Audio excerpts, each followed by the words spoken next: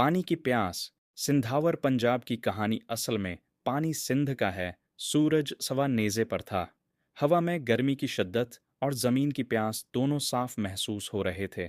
दरिया है जो कभी सिंध की ज़मीनों को सैराब करता था, अब सकड़ता जा रहा था।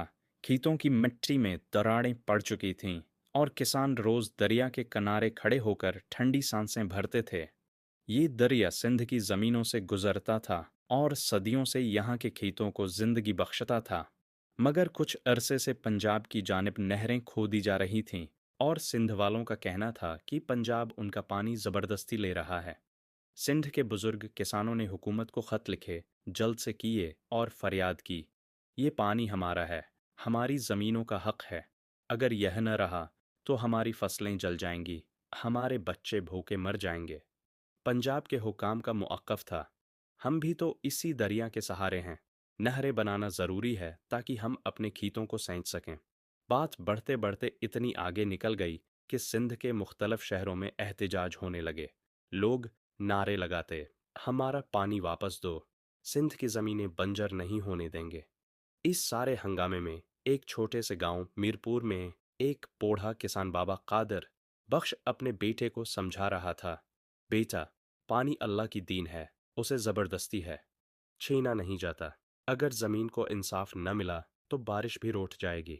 मगर हालात इतने ख़राब हो गए कि सिंध के कुछ नौजवान गुस्से में नहर के किनारे जा पहुंचे और पानी का रख मोड़ने की कोशिश करने लगे।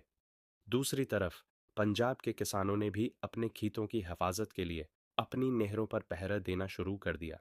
ऐसे में एक बच्चा जिसका नाम इमरान था, दरिया के किनारे खड़ा होकर रोने लगा। दोनों तरफ के किसानों ने हैरत से उसकी तरफ देखा।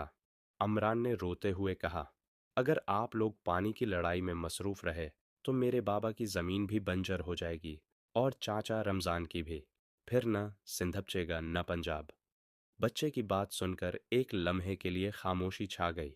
बाबा कादिर बख्श ने आगे बढ़कर दोनों तरफ के किसानों से कहा, हमें हुकूमत से मिलकर पानी की मुनसफ़ाना सिंध का मुतालबा करना होगा।